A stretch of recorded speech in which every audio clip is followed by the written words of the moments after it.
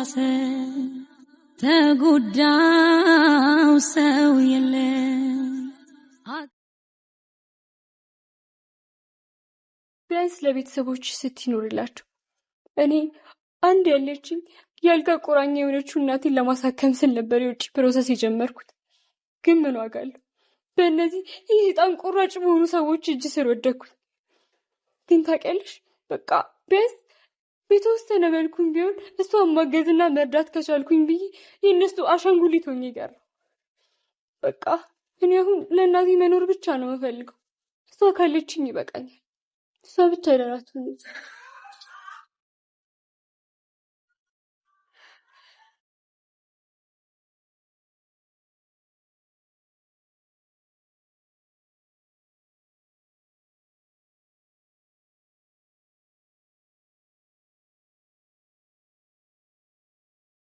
ቻናል ቤተሰቦች በሙሉ እንኳን ደህና መጣችሁ። እንዲሁም የጠባሳ ድራማ ተከታታዮች በሙሉ ሰላማችሁ በዘት ተረፍረፍ ይበልልኝ እያልኩኝ እንግዲህ ዛሬ ጠባሳ የሚለውን ድራማ ቀጣዩን ክፍል ይዤላችሁ መጥቻለሁ። እስከ ቪዲዮ ፍጻሜ ድረስ አብራችሁ ቆዩ። ዛሬ ቪዲዮዋችን እንግዲህ በጣም የሚያሳዝን ነው። ሴዶ ምን ሊያደርጋቸው ይሆን የሚለው ነገር እናያለን ማለት ነው። ምክንያቱም ስልክ መያዝ አይፈቀድላቸውም ማለት ነው። እዛ ውስጥ ስልክ ከተገኘባቸው ያላሰቡት ነገር ይገጥማል። ይህ አጋጣሚ ደግሞ በጣም የሚገርም ነው። ስልክ እንዳላቸው የሚያውቅ ሰው የለም ነበረ። ነገር ግን ስልኩ እጃቸው ላይ ተይዟል ማለት ነው። እናም እንግዲህ ለፍርቱና ስልክ አስደውላለሁ ብላ ስልኩን ከደበቀችበት አውጥታ ሁሉንም እንግዲህ የፍርቱናን ስልክ ሞክራ ስልኩ ጥሪ አይቀበልም እያለ ነበረ። ነገር ግን ያ ስልክ ወንድሟ ሽጦታል። የወንድሟ ስልክ ነበር። ሌላ ሰው ደግሞ የምታውቀው ሰው የላትም ማለት ነው ፍርቱና። እናም እንግዲህ ያ ስልክ አልሰራ ሲል በቃ እስኪ እኔ አንድ ስልክ ልሞክር ብላ ሌላ ስልክ ስትሞክር አንድ አጋጣሚ ሆኖ እንግዲህ ዜዶ መጥቷል። ምን ያደርጋቸው ይሆን? ስልኩን አይቶባቸው ይሆን ወይስ በሌላ መንገድ ያስቀይሱት ይሆን የሚለውን እናያለን ማለት ነው። ይሄ ነገር እጇ ላይ ስልኩ ከተገኘ ብሌን እኔ እንጃ ብቻ ምን እንደሚያደርጋት በጣም ከባድ ነው። ማሰብም ያንሳል ማለት ነው። ዜዶ በጣም ክፉና አረመኔ ሰው ነው። ሁሉን ነገር እኔ ያልኩት ብቻ ይሁን ነው የሚለው ማለት ነው። እንግዲህ ሁሉም ሴቶች ተዘጋጅተው ወደ ስራ ሄደዋል።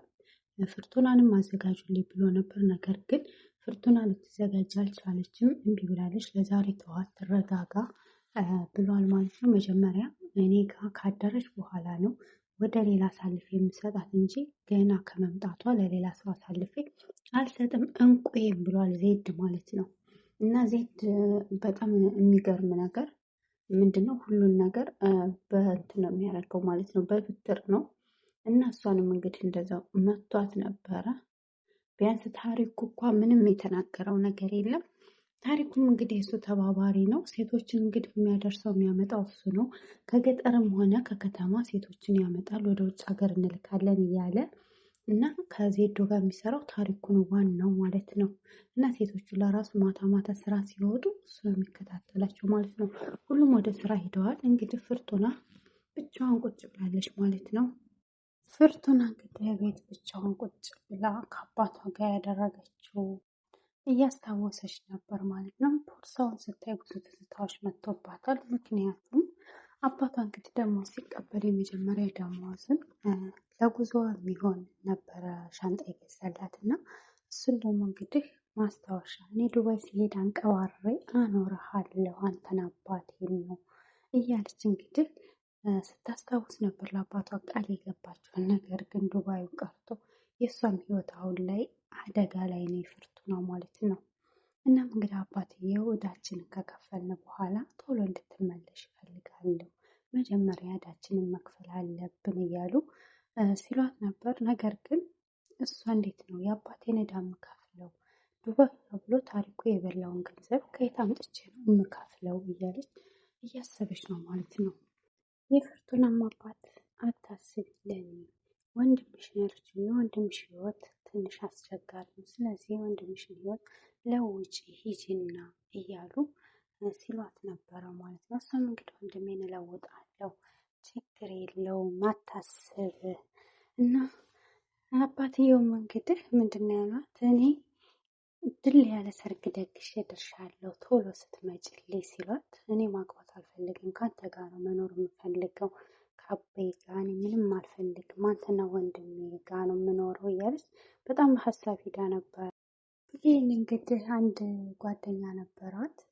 እሱንም ባለፈው ላይ ፖሊስ ሲያሯሩጣቸው ስራ ከሚሰሩበት ቤት ስትሮጥ አግኝታው ጃኬቷን ሰጥቷት፣ ጃኬቱን ሲሰጣት እንትን ነበረው መታወቂያው ስለነበር ቤቷ ሄዶ መታወቂያን ሲላት አባራው ነበር እና አሁን እንዳጋጣሚ ዜዶ ከሰው ጋር ተጣልቶ ነበር ስራ የወጡበት ሆቴል ውስጥ። በዛ ግርግር ብላ ሄዳ አግኝታው ለምንድን ነው ቤት ስመጣ ፊት የነሳሽኝ እያላት፣ እሷ አሁን ማወራበት ጊዜ የለኝም ስለዚህ አመሰግናለሁ ብላ ሰጥተዋለች ማለት ነው። ስልክ ሲላት ስልክ የለኝም ስልክ ስጠኝና ቁጥርህን እኔ ደውልልሃለሁኝ አሁን ማወራበት ጊዜ የለኝም የኔ ታሪክ ብዙ ነው ብለዋለች።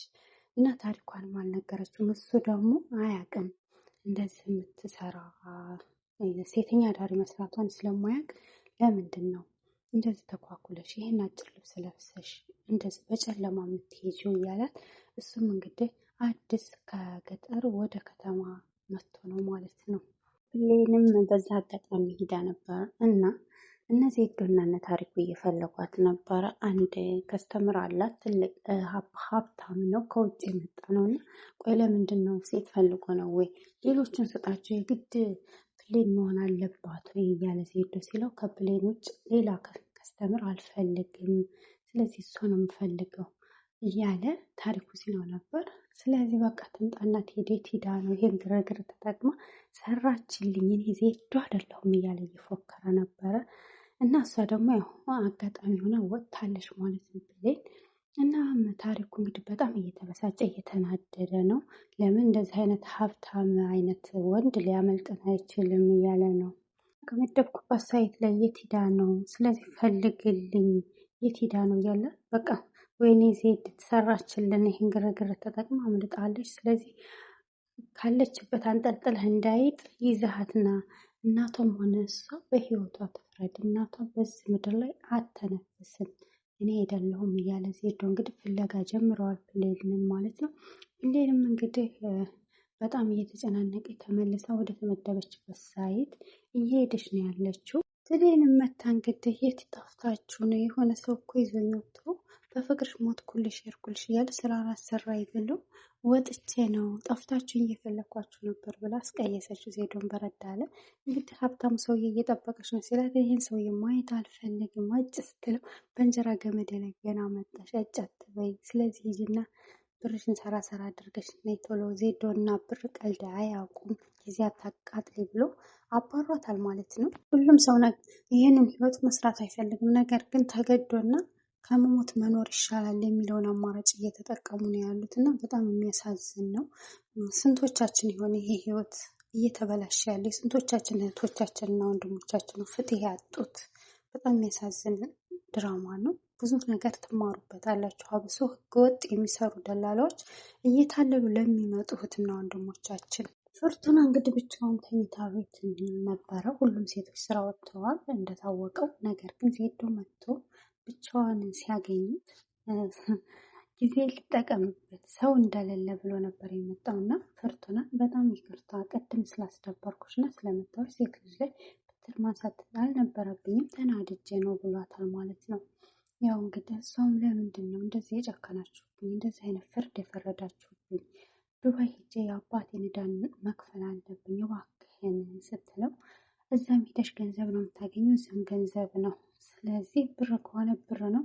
አንቺ ብቻ ጸባይሽን አሳምረሽ አባትሽን ዕዳ መክፈል ትችያለሽ። ብቻ ጸባይሽን አሳምሪን የምልሽን ሁሉ አድርጊ እያላት ነው ያለው። ዜዶ ግን እኮ እኔ ገላይ መሸጥ አልፈልግም ብላለች ማለት ነው።